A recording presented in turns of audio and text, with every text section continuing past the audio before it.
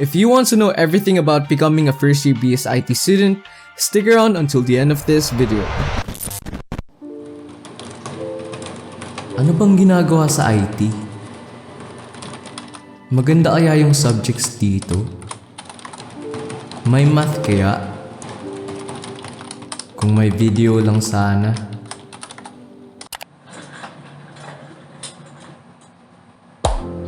Hi everyone, Ralph here. I'm a first year BSIT student from UST, and today, sasabihin ko sa inyo kung ano yung maranasan ko in my freshman year, my personal tips for incoming IT students, and the subjects that you will be taking as an IT. Alam kong mahaba tong video na to, but I guarantee you na ito yung magiging sagot sa lahat ng mga curiosity mo that will also help you to be one step ahead of your semester. Just a disclaimer, hindi lahat ng mga na-experience ko ay mararanasan nyo din. It's very subjective at sobrang nadepende siya sa kung anong university ang pinasuan mo. So please keep that in mind.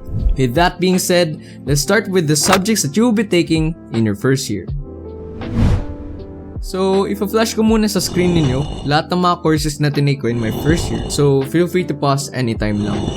For our first term subjects, or what we call courses in college, we have ICS 2604 or Values Education. Ang alam ko, para sa UST students lang to kasi overall, ang tinuturo dito ay mostly about sa background ng UST, the Tomasian community, rules and regulations, tapos some issues regarding computing such as netiquette, ethics, and green computing. Di ko makalimutan dito yung time na kumanta ko ng hymn.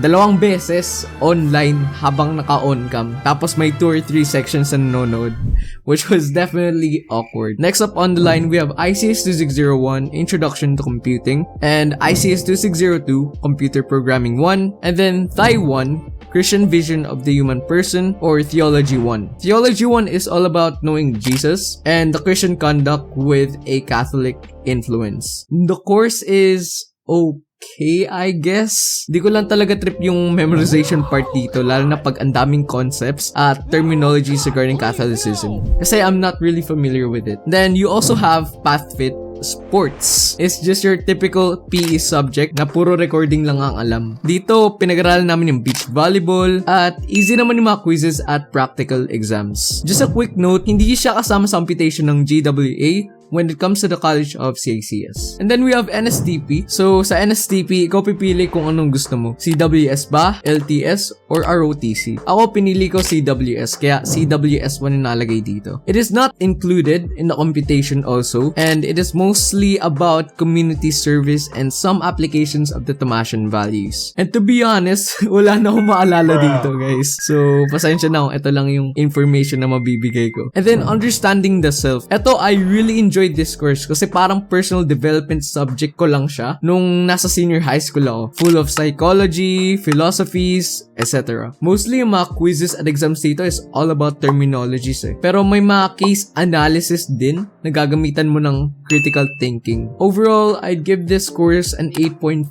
out of 10 just because I'm a fan of self-development. Then you have math in the modern world and art appreciation. Art appreciation is all about the history and kinds of art. Although I'm not a big fan of art, sobrang ginanaan ako gumawa at mag-aral ng art kasi ang bait ng professor namin. Parang sinabi niya sa amin, hindi siya na-focus sa grades but sa simpleng pag-appreciate lang namin sa art. So ayun, nagustuhan ko yung course dahil sa kanya. Overall, hindi naman mahirap yung course at masaya siya if you have the right professor and the right mindset kapag hindi mo passion ng art. STS, which stands for Science, Technology, and Society. STS is mostly about the Sustainable Development Goals. And to be honest, I'm not really interested in this course. Ang dali ko ma-board sa mga topics na meron dito. But that's just me. Makauno ka dito as long as you know your 17 SDGs, some ethics, and you give effort to your submissions. Baka nagtataka kayo, Ralph, ba't hindi mo explain yung ICS 2601, 2602, and math in the modern world? huwag kayong maglala kasi I'll cover them later in the video because they deserve their own segment. So be sure to watch until the end. For the second term, you'll have ELEIDSA or Elective Introduction to Data Science and Analytics, followed by ICS 2603 Discrete Structures, and ICS 2606 Computer Programming 2. Then you'll have IT 2621, which is IT Fundamentals, IT 2622, which is Human-Computer Interaction, and then Theology 2, Christian Vision of Marriage and Family. I really like Theology 2 kasi more on practical advices sa family, relationships, and love. Pagalingan na lang siguro ng guardian angel pag terror yung prof nyo. Kasi yun yung nangyari sa akin eh. So, para sa akin kasi, make or break siya sa professor na meron kayo. And then you'll have PathFit, this time dance.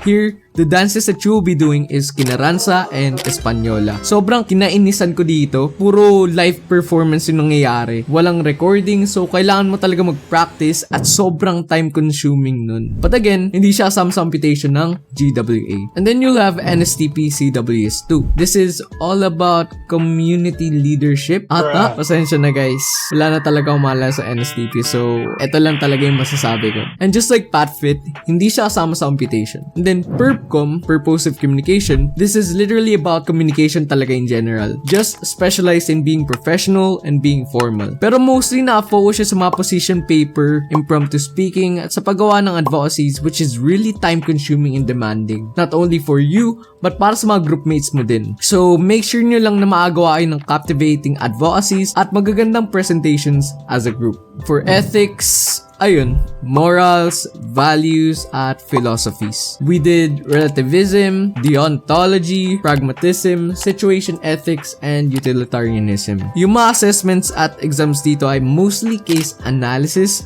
so understand each topic carefully. Yung prof namin, mahilig siya magpa-essay sa mga case analysis. At syempre, may time limit yung exams, so I hated it. Sobra. Madalas, puro stock knowledge at mema lang yung sinusulat ko doon. Pero lo and behold, nakauno sa mga essay niya.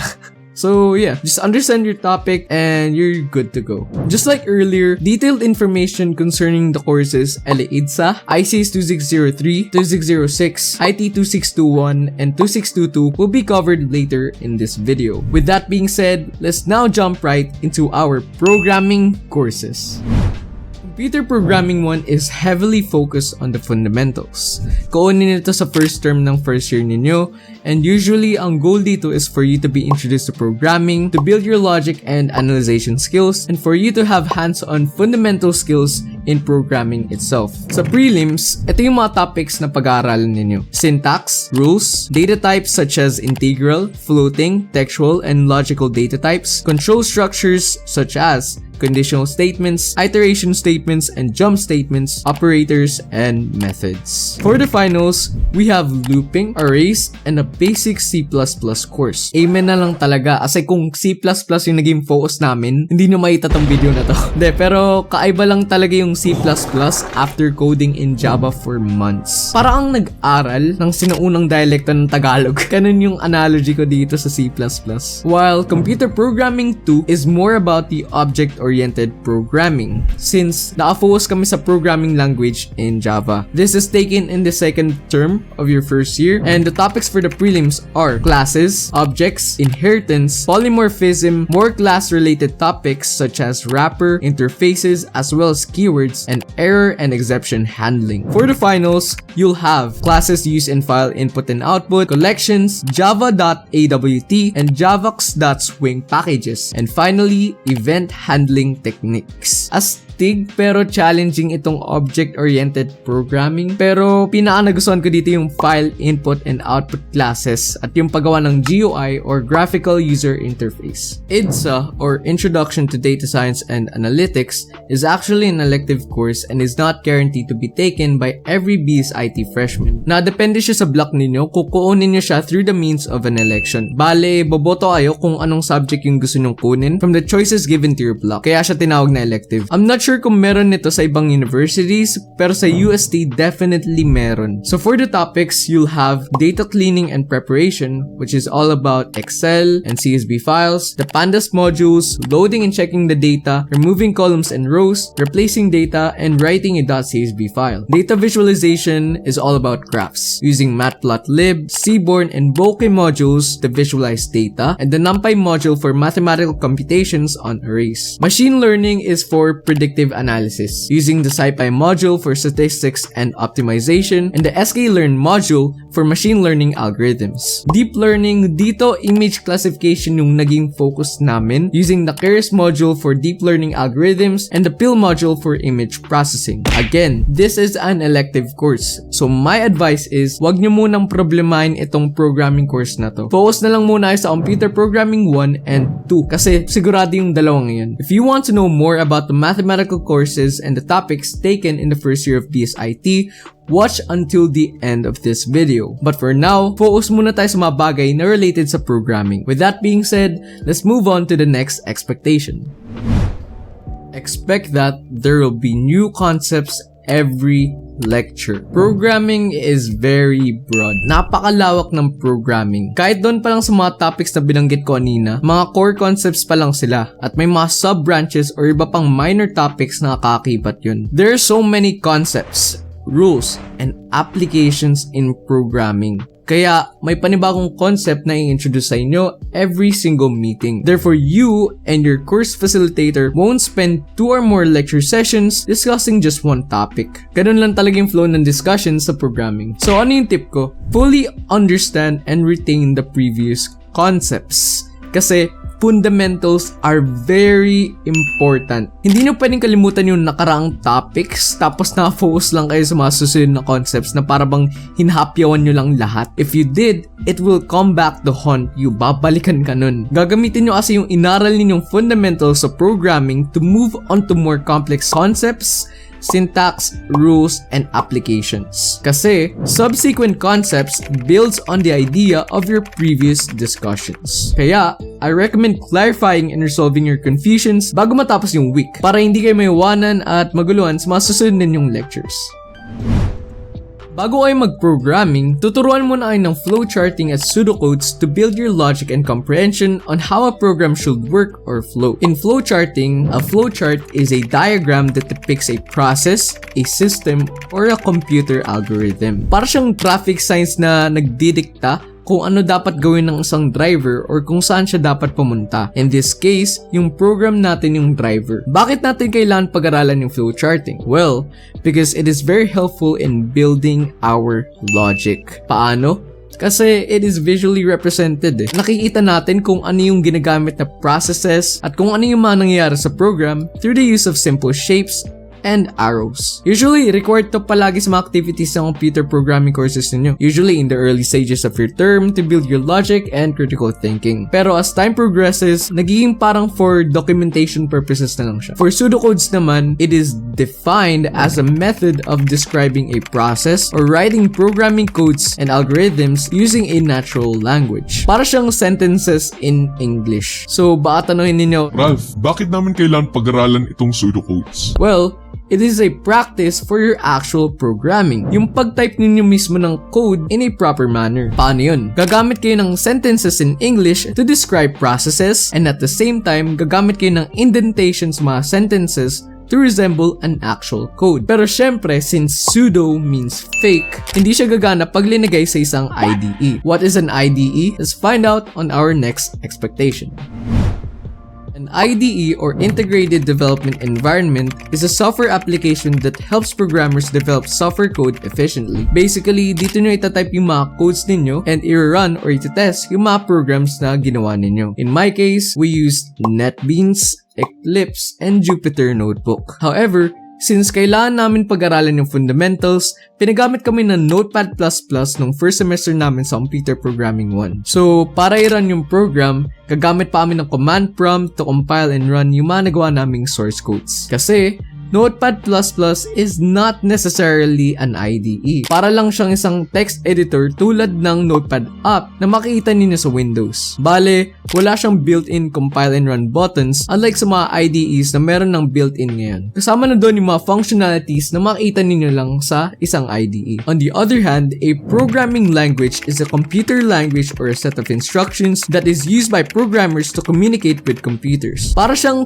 toolbox. Tapos sa loob ng toolbox na yun, marami kang tools for various purposes na pwede mong gamitin to do specific tasks. In my first year, we used Java with Notepad++ and Eclipse IDE, C++ with the NetBeans IDE, and Python with the Jupyter Notebook para sa introduction to data science and analytics namin. Ang tip ko lang dito sa IDE at programming language ay set up or install or asikasuhin nyo na sila agad bago pa mag-start yung classes. Marami akong kilala na nagulat kasi may mga dapat pala silang i-download at i-install bago sila makapag-code. So since hindi nila inaasikaso, medyo napag-iwanan sila habang nag-code na yung mga professor at yung iba sa amin. Kaya ngayon pa lang, asikasuhin nyo na yung pag-install mga IDE at programming languages na gagamitin nyo. Ang advice ko, install nyo muna yung Java, tapos Notepad++, and then yung Eclipse. I'll be sure to include download links and installation videos in the description down below.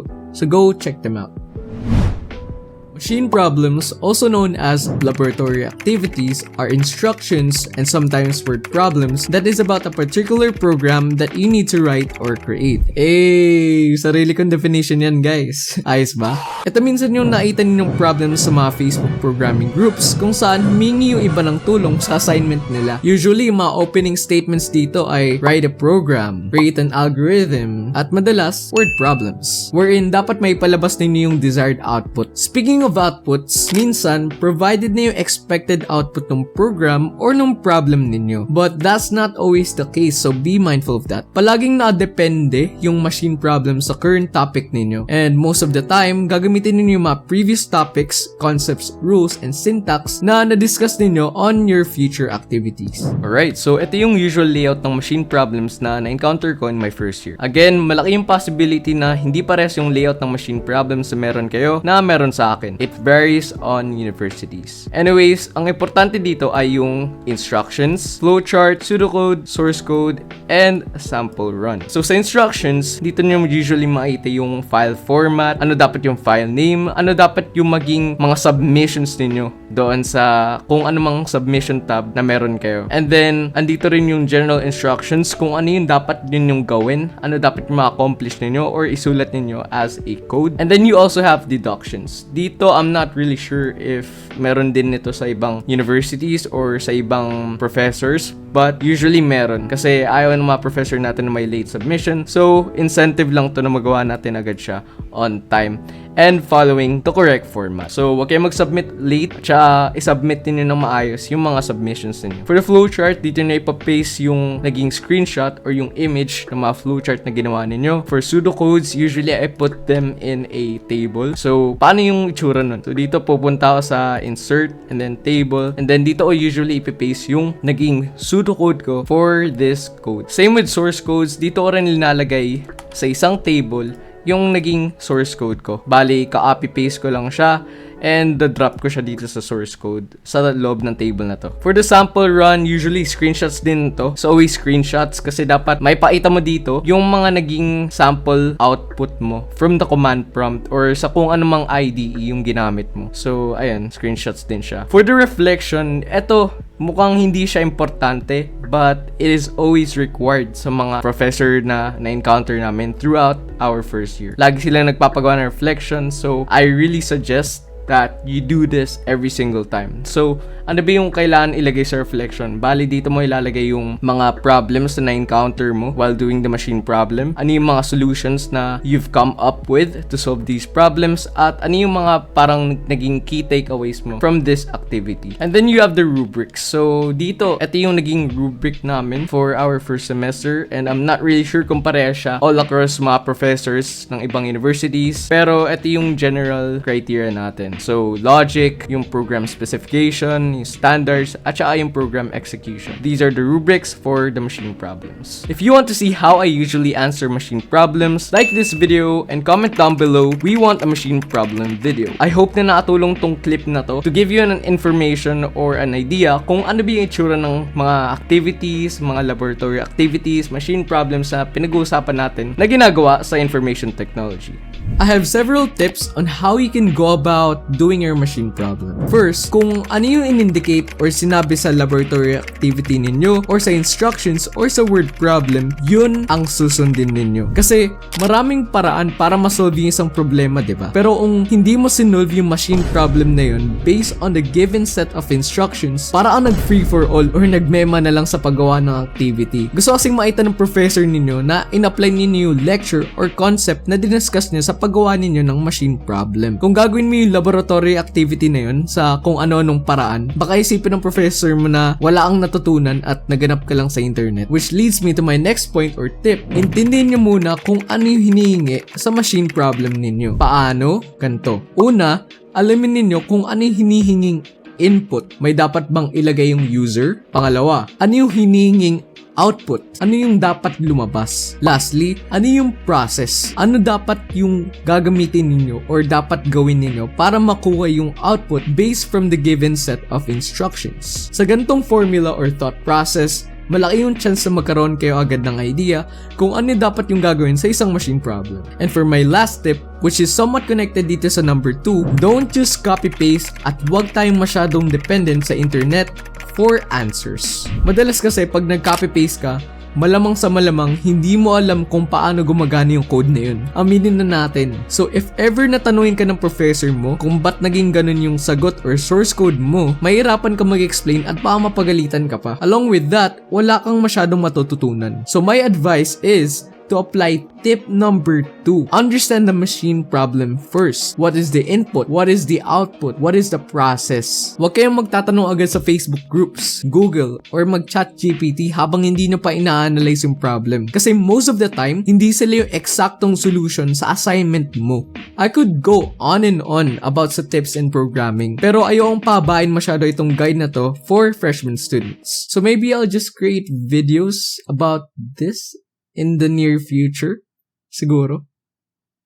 Just let me know. Comment lang kayo down below kung gusto nyo makita ng future videos about programming advices. Quizzes and exams in IT is still consisted of your usual theoretical questions, terminologies, multiple choices, fill in the blanks, and true or false questions. However, since programming yung pinag-uusapan natin, we now have questions such as identify what is the output, is the program going to compile, and is the program going to run. Kasama na dito yung mga debugging questions. Ano yung nagpamali sa program? Or ano yung nagka-cause ng error sa program? What line of code? What keyword? What syntax? Etc. Personally, the most difficult ones for me are number 1, identifying what is the output of an iterating program. Number 2, identifying the elements or contents of a two-dimensional array. And number 3, class-related or object-oriented questions. Ang best tip ko lang dito when taking quizzes and exams is that you must be knowledgeable enough with the rules and the syntaxes. Yung tipong pagtingin mo pa lang sa program, alam mo nang may mali doon. Alam mo na agad na hindi siya gagana kasi may mali sa syntax, use of keywords, or it violates a rule in the programming language. It's like you're thinking as the computer or the compiler itself. Alam mo yung dapat at hindi dapat sa code na yun. So make it a point na aralin ninyo ng mabuti yung syntax at rules ng concept or topic na ika-quiz ninyo. Huwag lang puro memorization. I didn't really get the chance to experience computer laboratories kasi limited face-to-face classes yung nangyari sa amin. But usually, siguro, on-site siya tapos may sarili kayong computers just like a normal computer lab session. Tapos susundan nyo lang yung professor ninyo na mag-code. And maybe from time to time, pwede kayo humingi ng assistance sa professor ninyo since lahat naman kayo ay nasa isang room. May possibility din na magkaroon kayo ng on-site hands-on exercises or assessments na ipapagawa sa inyo during your lab session. In the course IT Fundamentals, there's actually some fun laboratory activities that you will or may get to experience hands-on. We actually did networking using the Cisco Packet Tracer. So sa activity na to, magsiset up kayo ng internet connectivity using modems, routers, computers, pero virtually using the Cisco Packet Tracer. Ibig sabihin, sa mismong application nyo siya gagawin. Parang simulator or emulator ng actual networking kasi itong application natin. So computer disassembly and reassembly, bibigyan kayo ng isang fully functional na desktop computer computer. Ibig sabihin, gumagana. Tapos, babaklasin ninyo yung bawat component sa loob ng case. Pag natapos kayo mag-disassemble, gagradean ng professor ninyo yung pag-disassemble nyo kung natanggal nyo ba lahat ng components ng maayos. And then, ibabalik nyo yun lahat sa loob ng PC case at dapat gumana yung computer pag tinurn on ng professor ninyo. Sa crimping naman, ito yung proseso sa paggawa ng networking cables. Yung networking cables, ito yung makita ninyo na nakakonect sa router ninyo. Basically, bibigyan kayo ng networking cables na pinutol on both sides and then bibigyan din kayo ng RJ45 connectors para sa bawat dulo ng networking cables. And then, gagawa kayo ng combinations para sa wiring ninyo. Ito yung sa ginawa namin doon sa hands-on activity namin sa crimping. So basically, etong networking cable na to, wala siyang heads. Basically, putol siya on both sides. And then, ito yung RJ45 connectors. So, ito dapat yung ikabit nyo on both ends. And then, kung makita ninyo, hindi ko alam kung makita ninyo. Pero, dyan sa loob, parang may mga kulay, diba? Parang color coding. And then, yan yung dapat nyong sundan para gumana siya. So, ayun. Nag-pull up naman ako ng videos dito sa screen ninyo para makita ninyo yung process kung paano gawin. Pero, it's just, ang saya lang, to look back dito sa mga ginawa sa ginawa namin during our first year. Sadly, hindi kami nag-hands-on activities sa breadboards, pero siguro sa second year na namin gagawin yun. But definitely, may mga universities na ginagawa na yung breadboarding sa first year nila. Then, Windows installation, very self-explanatory. Mag-i-install lang kayo ng Windows operating system sa isang computer. Actually, ang alam ko dapat on-site activity na to, pero ang ginawa na lang ng professor namin, pina-download kami ng Oracle VM VirtualBox na application kung saan pwede kayong mag-simulate or mag-run ng virtual computer sa loob ng mismong computer ninyo. Hindi na ma-imagine, no? Pangit ko talagang mag-explain, guys. But I'll pull up some pictures or videos here para makita ninyo kung ano yung sinasabi kong Oracle VM box at yung Windows installation namin virtually. Quick disclaimer lang, again, depende sa university ninyo kung ano yung mga gagawin ninyong laboratory activities, and although maraming activities akong binanggit, IT fundamentals is mostly centered around theoretical discussions and assessments. Maraming terminologies, theories, and concepts patungkol sa computer ang pag-aaralan ninyo. So, what are these? Computer components, PC assembly, preventive maintenance, networking, printers, virtualization, Windows installation and configuration, the other operating systems such as mobile, Linux, and Mac OS, security, and best practices. So, prototyping. Ano to?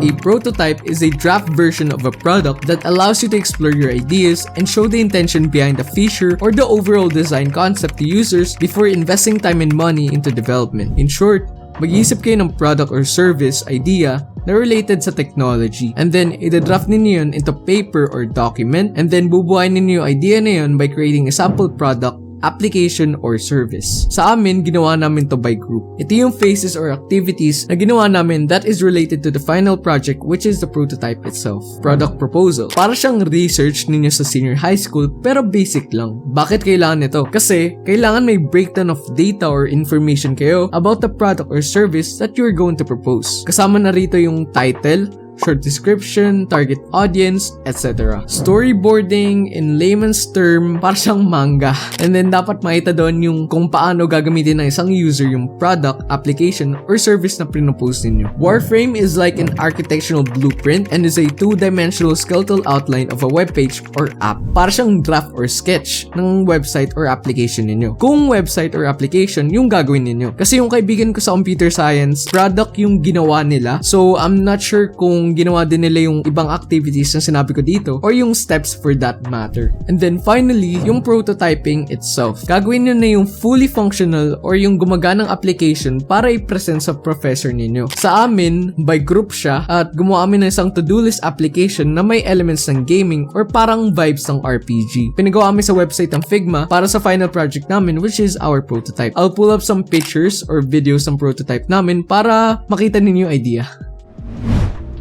Sabihin na natin na hindi ako qualified para mag-explain ng mga bagay patungkol sa math, kaya ibibigay ko na lang sa inyo yung mga mathematical topics na pinag-aaralan sa IT. For logic, we have logic gates, the AND, OR, NOT, NOR, NAND, XOR or exclusive OR, and XNOR or exclusive NOR gates. And then we also have the truth tables. For Boolean algebra, we have basic Boolean identities, additive and multiplicative identities, postulates of Boolean algebra, the principle of duality, theorems of Boolean algebra, proving a theorem using a postulate, induction and principle of duality, De Morgan's theorem, standard form consisting of the sum of product and the product of sum, canonical form consisting of sum of minterm and the product of maxterm. Finally, for logic, we have identifying a logical expression using a circuit diagram. Ito yung breakdown ng mga topics for logic, so feel free to pause anytime para i-search itong mga topics na to if ever you decided to review in advance. With mathematics, let's start with the course Introduction to Computing. We have the number system, decimal, octal, hexadecimal, and binary. Sa number-based conversion, marami kayong conversion na makikita dahil may 4 tayong number system. So para hindi kayo maboard, I'll just flash some conversions on the screen na posibleng aralin ninyo. For operations, we have addition, subtraction, multiplication of the number systems, binary, octal, and hexadecimal. And finally, two's complements. Huwag na natin pag-usapan tong topic na to, guys. Kasi kung sa mga naunang topics, nabaliw na ako. Dito sa two's complements, naulula ako. So, just do your own research na lang with all of these topics and concepts. Sa Math in the Modern World, napaka-thankful ko kasi sobrang bait ng professor namin. Dinalian lang niya yung mga lectures, parang sobrang basic talaga, pang elementary. Kaya, ayun, easy uno. Anyways, the topics are logic, sets, abuses of statistics, and everyday problem solving. Discrete structures, also known as discrete mathematics, also known as DM or daming mema. I hate this course. I hate this course. Like from the bottom of my heart, I hate discrete structures. Para siyang revenge eh. Naalala niyo yung sinabi kong easy uno dun sa Math in a Modern World? Ito yung humatak nun pababa eh. So, ano ba yung mga topics na ninakaw yung kaligayahan ko? Well, the main topics are logic, proving, sets, modulo, relations, functions, sequences, series, recurrences, and mathematical induction. Marami pang topics na manggagaling from these main topics na binanggit ko, so just keep that in mind. For the tips, I feel like I'm not credible enough to give tips or advice sa mathematics at logic. Pero, ang masasabi ko lang, you really need to have a somewhat slight average knowledge regarding algebra kung gusto mo makakuha ng around 90 or 1.75 na grade. Usually kasi in my opinion, just average knowledge regarding mathematics and algebra in this course will only get you to the line of 8s or around 2 pababa. If you have decent math skills at algebraic knowledge naman, I could probably see you having grades in the line of 9s or grades around 1.5 and above. So, in short, be knowledgeable enough about mathematics and algebra. Improve your problem solving and critical thinking skills, and practice solving problems related to logic and discrete mathematics. After all, practice makes perfect. So, nasagot ko ba lahat mga tanong or curiosities mo patungkol sa pagiging isang BSIT freshman? If not, please leave a comment down below or message my Facebook page RKL for direct inquiries. Follow na rin kayo para updated kayo sa mga content natin. Link in the description down below. I really hope that this video helped a lot of people kasi nung ako yung naghanap dati sa internet na mga patungkol sa BSIT Philippines, halos wala talaga. Sobrang limited tong information na meron dito sa internet. So hopefully ngayong meron ng ganitong video, it would help potential BSIT students in the near future. Kung nakatulong ako, please support me by sharing this video to spread knowledge, like this video for the YouTube algorithm, and subscribe to my channel for future content and videos related to IT. My name is Ralph, and I really appreciate you for taking the time to watch this video. Bye-bye!